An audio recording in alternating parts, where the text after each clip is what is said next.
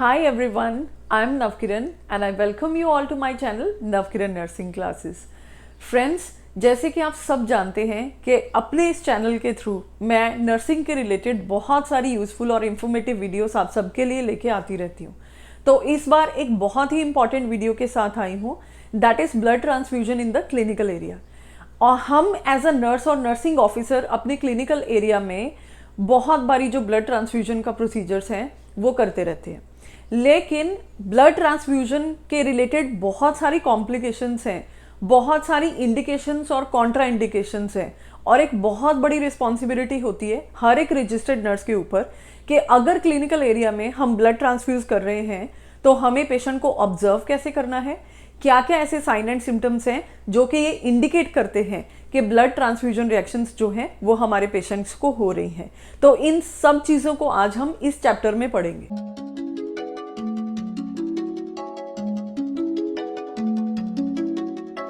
लेकिन इससे पहले कि आज की वीडियो शुरू करें, एक रिक्वेस्ट है कि आप मेरा चैनल जो है वो सब्सक्राइब कर लो, क्योंकि जैसे ही आप मेरा चैनल सब्सक्राइब करोगे तो आने वाली हर एक वीडियो की नोटिफिकेशन आपको अपने फ़ोन पे मिल जाएगी। तो चलिए आज का ये चैप्टर स्टार्ट करते हैं। आज हम पढ़ने जाएंगे दिस ब्लड ट्रांसफ्यूजन। ओके, तो ब्लड ट्रांसफ्यूजन में हम पढ़ेंगे सबसे पहले वेरियस कॉम्पोनेंट जो आप ट्रांसफ्यूज कर सकते हो which are related to blood. Then हम पढ़ेंगे कि कौन कौन से ब्लड ग्रुप्स होते हैं, कौन कौन से ब्लड टाइप्स होते हैं। फिर हम नर्सिंग रिस्पॉन्सिबिलिटीज़ पढ़ेंगे कि अगर आपके पेशेंट को ब्लड ट्रांसफ्यूजन हो रही है तो एज अ नर्स आपकी क्या क्या रिस्पॉन्सिबिलिटीज़ जो होती हैं, एंड देन कॉम्प्लिकेशंस। तो चलिए स्टार्ट करते हैं। देखिए, ब्लड प्रोडक्ट ट्रांसफ्यूजन जो है इसकी बहुत सारी टाइप्स होती हैं।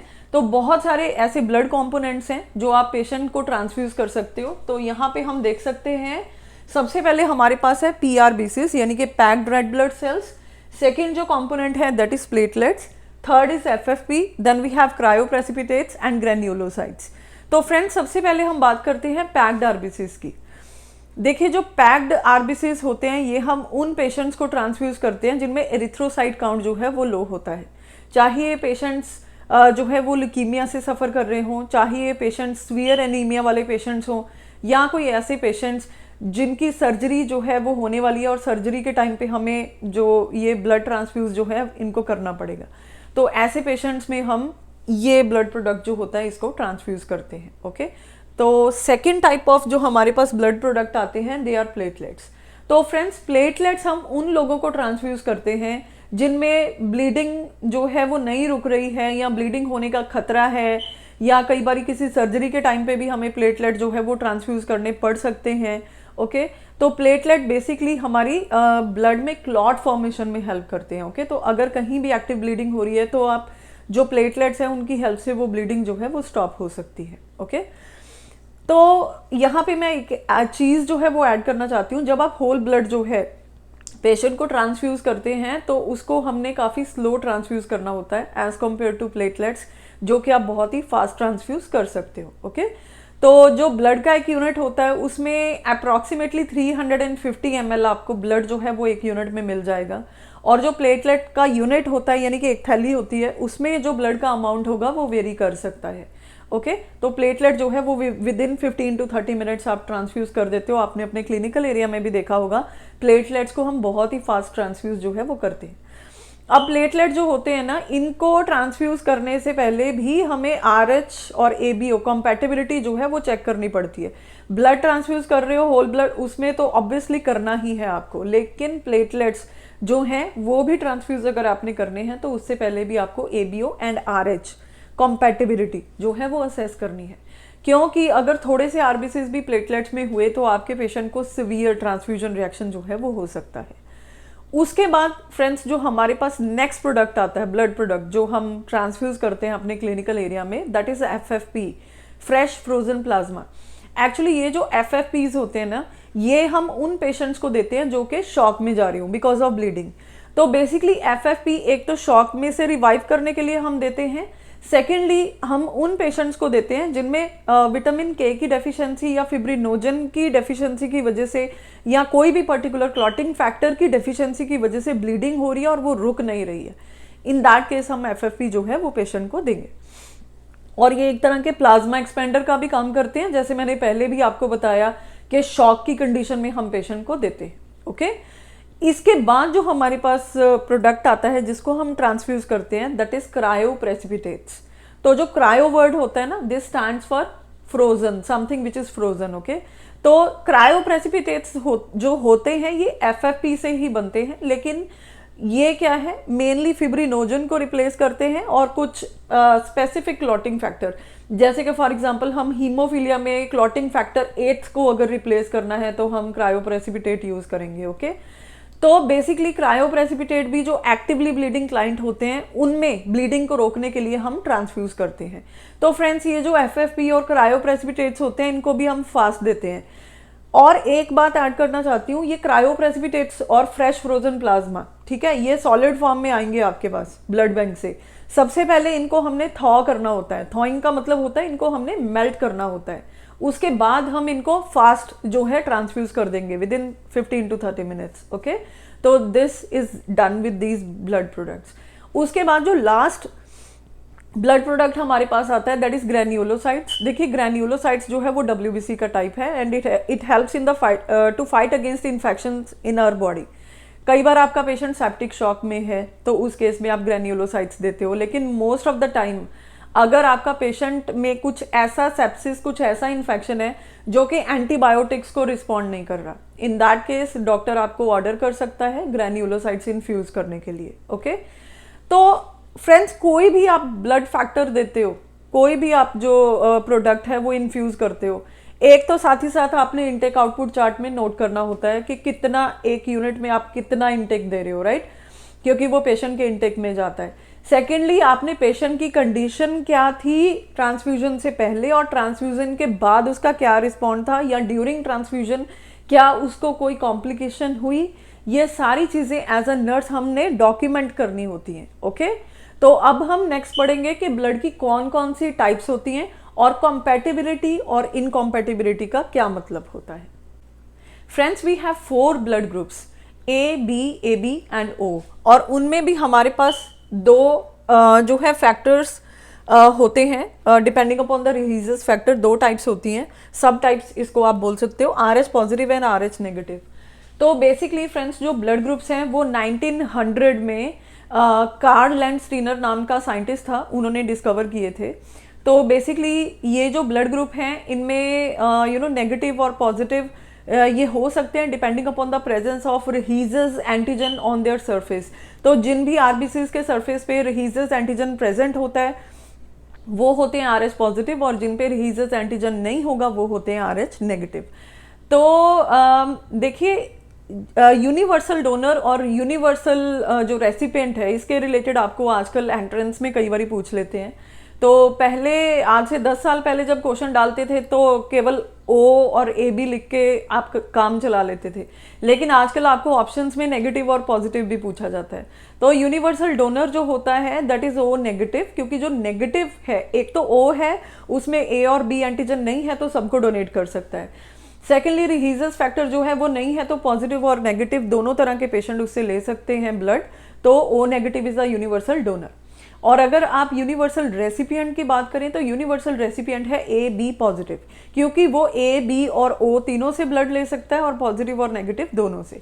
सो इसलिए AB पॉजिटिव यूनिवर्सल रेसिपिएंट है और O नेगेटिव यूनिवर्सल डोनर।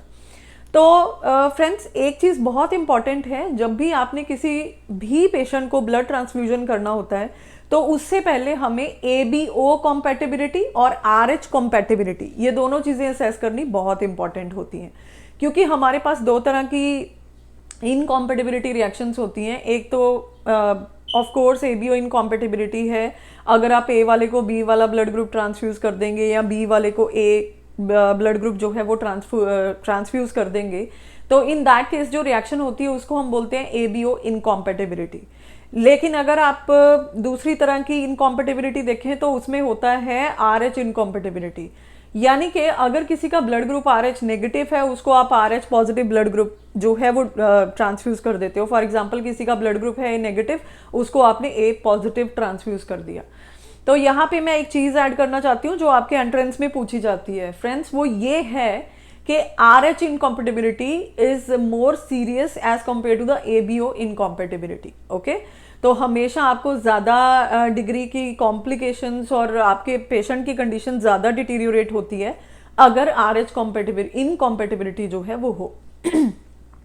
तो ये जो ABO इनकॉम्पेटिबिलिटी और RH इनकॉम्पेटिबिलिटी है, इसको असेस करने के लिए हम बहुत सारे जो अलग अलग तरह के टेस्ट होते हैं वो आप लैब में कर सकते हो। सबसे फेमस है कूम्स टेस्ट। ओके, तो कूम्स टेस्ट एक ऐसा टेस्ट है जिससे कि आप ब्लड ग्रुप का पता लगा सकते हो। ओके, तो अब हम देखेंगे आगे कि क्या क्या ऐसी नर्सिंग रिस्पॉन्सिबिलिटीज हैं जो आप को करनी होती हैं जब भी एक क्लिनिकल एरिया में आपके पेशेंट को ब्लड जो है वो ट्रांसफ्यूज हो रहा है। तो चलिए देखते हैं एज अ नर्स आपको क्या क्या पेशेंट का ध्यान रखना है। तो फ्रेंड्स, जब भी हमने ब्लड को ट्रांसफ्यूज करना है तो हमें बहुत सारी प्रिकॉशंस जो हैं वो एज अ नर्स लेनी चाहिए, क्योंकि ब्लड ट्रांसफ्यूजन जो है वो एक क्रिटिकल प्रोसीजर होता है और इसका सबसे क्रिटिकल स्टेप होता है पेशेंट की आइडेंटिफिकेशन और उसके ब्लड ग्रुप का आइडेंटिफिकेशन। ओके, तो चलिए स्टार्ट करते हैं। सबसे पहले जो चीज़ हमारे पास होती है दैट इज़ जनरल कंसिडरेशंस। तो सबसे पहले आपको कुछ जनरल बातें हैं जो ब्लड ट्रांसफ्यूजन के बारे में पता होनी चाहिए। सबसे पहली बात ये है कि जो ब्लड होता है ना फ्रेंड्स, वो हमेशा कोल्ड होता है। जब भी आप ब्लड बैंक से उसको लेके आएंगे तो आप देखेंगे कि वो रेफ्रिजरेटेड होता है। तो जो ब्लड है वो हम वेन्स में देते हैं पेशेंट को, या तो हम पेरिफेरल रूट से देंगे या सेंट्रल रूट से देंगे। तो किसी भी रूट से आप दे रहे हो तो जो चिल्ड ब्लड है वो कभी भी हम पेशेंट को ट्रांसफ्यूज नहीं कर सकते। क्यों? क्योंकि हमें पता है कि वेन्स डायरेक्टली ब्लड को कहाँ लेके जाएंगी, हार्ट में। और अगर ठंडा ब्लड जो है, बहुत ठंडा चिल्ड ब्लड आप पेशेंट को ट्रांसफ्यूज कर देते हो तो आपके पेशेंट को कार्डियक डिसरिथमियास हो सकते हैं। यही रीज़न है फ्रेंड्स कि ब्लड को ट्रांसफ्यूज करने से पहले आप उसको कुछ देर रूम टेम्परेचर में क्यों रखते हो, थोड़ा वार्म होने के लिए। तो नेक्स्ट जो कंसिडरेशन है वो भी बहुत इंपॉर्टेंट है। अगर आपको आप यूजुअली क्लिनिकल एरिया में देखते होंगे कि ब्लड यूजुअली आप पेरिफेरल रूट से देते हो। सेंट्रल लाइन भी एक कंसिडरेबल रूट है ब्लड ट्रांसफ्यूजन के लिए, लेकिन अगर आप सेंट्रल लाइन से ब्लड ट्रांसफ्यूज कर रहे हो तो आपको ब्लड को डाइल्यूट करके देना पड़ता है। ओके, ताकि जो आरबीसीज है उनकी हिमोलाइसिस ना हो। ओके, तो जब आप ब्लड को डाइल्यूट कर रहे हो तो आप सिर्फ NS ही ब्लड में मिक्स कर सकते हो फ्रेंड्स। नंबर 1 रीज़न तो ये है कि NS आइसोटोनिक है, ये एक अपने आप में रीज़न है। लेकिन इसका मेजर रीज़न क्या है? आप ये सोच रहे होंगे कि D5 भी तो आइसोटोनिक है, फिर हम उसको ऐड क्यों नहीं करते? वो इसलिए क्योंकि NS एक ऐसा सॉल्यूशन है जो मिनिमम हीमोलाइसिस करता है आरबीसीज की। ओके, हीमोलाइसिस होती है इससे, लेकिन as compare to D5 and RL ये कम हीमोलाइसिस करता है। Okay, that is why NS is being added. Okay, इसके अलावा आपको ये ध्यान रखना है कि मेडिसिन हम कभी भी ब्लड में ऐड करके नहीं देते हैं। आप कभी भी मेडिसिन जो है वो ब्लड कंपोनेंट्स में ऐड करके नहीं देते हो। ओके, और जब भी ब्लड आपके पास आता है ब्लड बैंक से, उसको हमने हमेशा एक्सपायरी के लिए चेक करना होता है। अगर आपको ब्लड जो है वो एक्सपायर लग रहा है तो उसको रिटर्न कर दीजिए।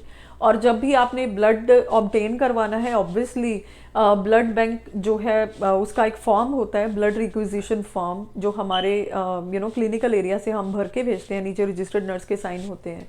और ये जो फॉर्म होता है ये जब ब्लड बैंक में जाएगा, इसमें पेशेंट की सारी इंफॉर्मेशन होती है, तभी ब्लड बैंक जो है आपके लिए ब्लड जो है वो इशू करेगा। ओके, और इसके अलावा एक और याद रखने वाली बात है कि जो भी एक यूनिट होता है ना ब्लड का, यूजुअली उसमें 350 ml आपको ब्लड जो है ऑन एन एवरेज आपको मिलेगा, क्योंकि ये वेरी भी कर सकता है। तो ये जो एक यूनिट ब्लड होता है ना फ्रेंड्स, इसको हमने 4 घंटे के अंदर अंदर देना होता है, क्योंकि 4 घंटे से ज़्यादा अगर आप उस ब्लड के यूनिट को रखेंगे इन्वायरमेंट में तो बैक्टीरियमिया होने के बहुत ज़्यादा चांसेस होते हैं, यानी कि उस ब्लड में बैक्टीरिया की ग्रोथ जो है वो हो सकती है। तो कंटेमिनेटेड ब्लड देना दैट मीन्स पेशेंट को सेप्सिस देना। और ये जो ब्लड ट्रांसफ्यूजन है, देखिए जब भी आप एक यूनिट लेते हैं ब्लड का, आपको देखना है कि उसमें बहुत ज़्यादा क्लॉटिंग तो नहीं हुई, क्या उसमें बहुत ज़्यादा बबलिंग तो नहीं हुई, ब्लड जो कंपोनेंट्स हैं वो सेपरेटेड तो नहीं है, क्या ब्लड की जो ये थैली है, ये हमारे पास जो एक यूनिट आया है ब्लड का, क्या उसमें से कोई लीकेज वगैरह तो नहीं हो रही। तो आप ये सब असेस करेंगे।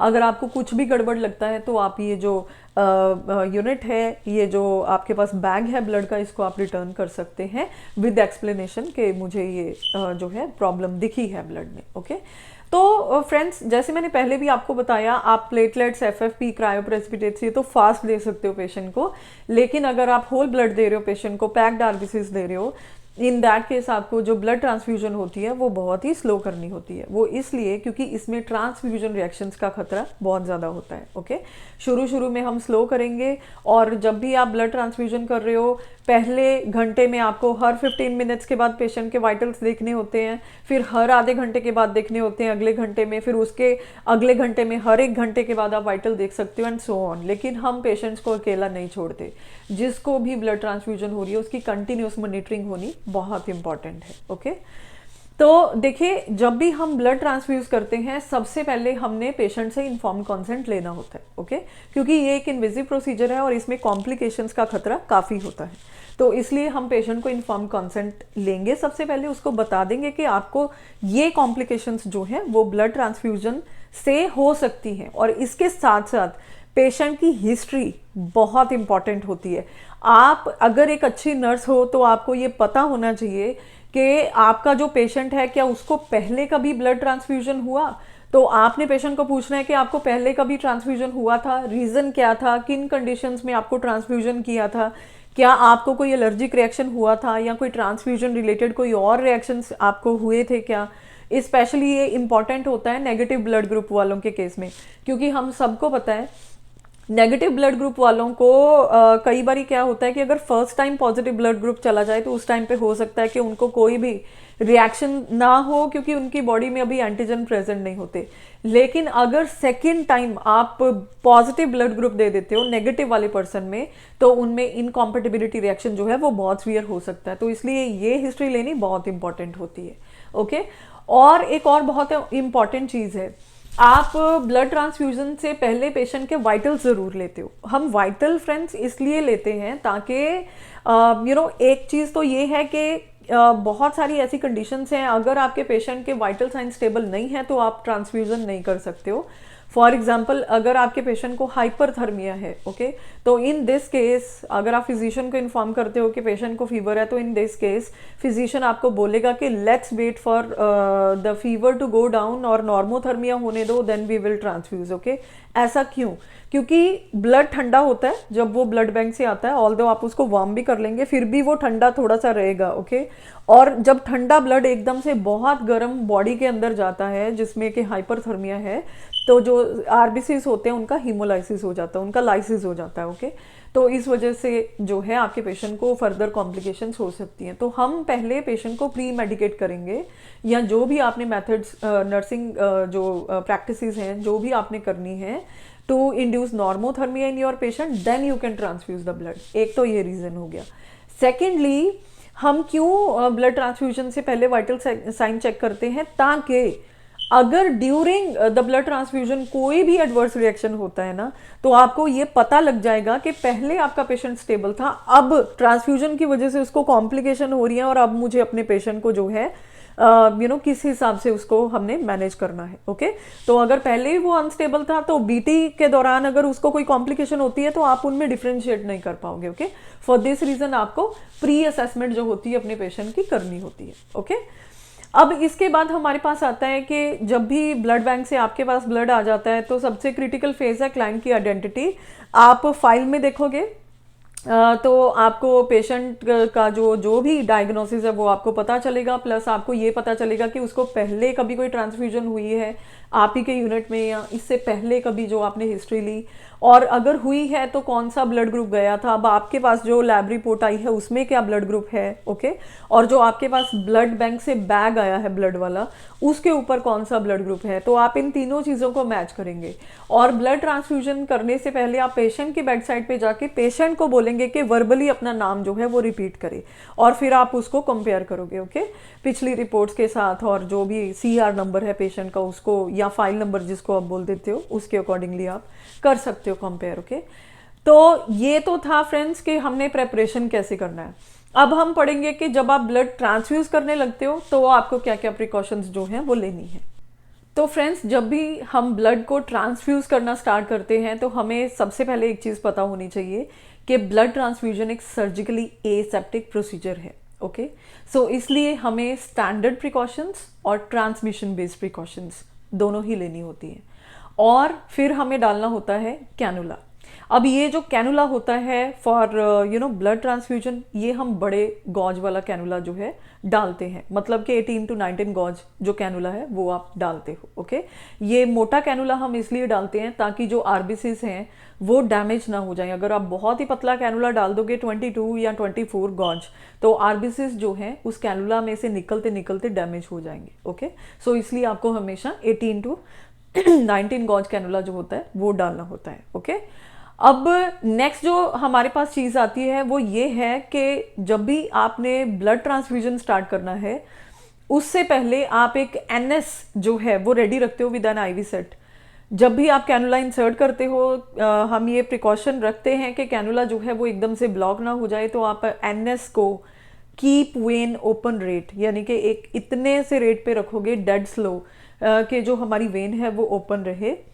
तो इसको हम पहले कनेक्ट करते हैं, फिर उसके बाद हम जो है ब्लड अपना ट्रांसफ्यूजन सेट वो रेडी करते हैं, ब्लड को रेडी करते हैं, फिर हम उसको ट्रांसफ्यूज करना स्टार्ट करते हैं। तो यहाँ पे फ्रेंड्स एक बात ऐड करना चाहती हूँ, जो ब्लड ट्रांसफ्यूजन सेट होता है वो स्पेशल सेट होता है जिसको हम बीटी सेट बोलते हैं। ये आम वाला सेट नहीं होता जो हम आईवी फ्लूइड लगाने के लिए यूज़ करते हैं। एक्चुअली बीटी सेट में हमारे पास स्पेशल क्या होता है, इसमें फिल्टर होता है। ओके, तो ये जो फिल्टर होता है इसका जो साइज है तकरीबन 0.22 माइक्रोन मीटर इसके पोर्स का साइज होता है, और ये इसलिए ये साइज होता है ताकि जो ब्लड क्लॉट्स होते हैं वो इसमें से पास ना हो सके, क्योंकि अगर ब्लड क्लॉट पेशेंट की सर्कुलेशन में जाएंगे तो कहीं ना कहीं जाके वो एम्बोलाई जो है ब्लॉक कर देगा सर्कुलेशन को और फर्दर कॉम्प्लिकेशंस हो सकती हैं।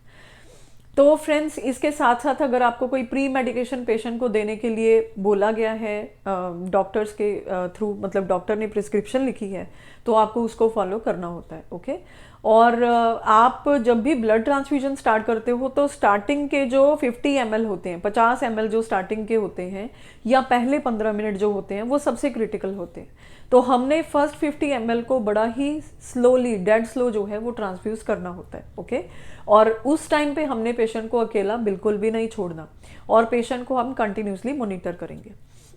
एक और चीज़ मैं आपको बताना चाहती हूँ कि जब भी आप ब्लड ट्रांसफ्यूजन स्टार्ट करने वाले हो, जब हम पेशेंट को नॉलेज देते हैं तो उसको हम ये भी बताते हैं कि आपको क्या क्या अनयूजुअल अगर होता है तो आपने हमें इन्फॉर्म करना है। फॉर एग्जांपल अगर पेशेंट को एकदम से बहुत ज़्यादा घबराहट होती है जिसको हम एप्रीहेंशन बोलते हैं, या उसको एकदम से बहुत ज़्यादा हेडेक या चेस्ट पेन होता है, या उसको ऐसे फील होता है कि मुझे वॉमिटिंग होने वाली है, या वह नोजिएटेड फील करता है, रेस्टलेसनेस उसको होती है, तो इन दीज केसेस हमें पेशेंट को इन्फॉर्म करना है कि अगर आपको ऐसा कुछ हो रहा है तो हमें आप इमीडिएटली इन्फॉर्म करेंगे। ओके, तो ये क्योंकि साइंस होते हैं ट्रांसफ्यूजन रिएक्शन के।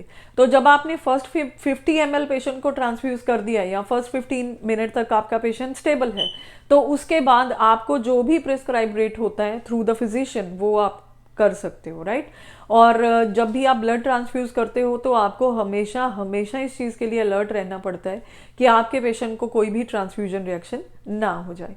ठीक है फ्रेंड्स, तो ये वीडियो आज मैं यहीं तक ख़त्म करूँगी, क्योंकि अगर इससे ज़्यादा करेंगे तो बहुत लंबा हो जाएगा। अगली वीडियो में इसका पार्ट 2 होगा, उसमें मैं आपको ब्लड ट्रांसफ्यूजन की कॉम्प्लिकेशंस के बारे में मैं बताऊंगी। ओके, तो thank you so much for watching my video till and, और अगली वीडियो के साथ जल्दी मिलती हूँ। मेरे चैनल को सब्सक्राइब कर लो। ओके, ऐसी ही यूजफुल वीडियोस आपको मिलती रहेंगी, और अगर आपको ये वीडियो हेल्पफुल लगती है आपके आने वाले एंट्रेंस एग्जाम के लिए तो प्लीज़ मेरी वीडियो को लाइक ज़रूर कर दें और इसको अपने नर्सिंग ग्रुप में शेयर करना मत भूलना। Thank you so much, take care, bye.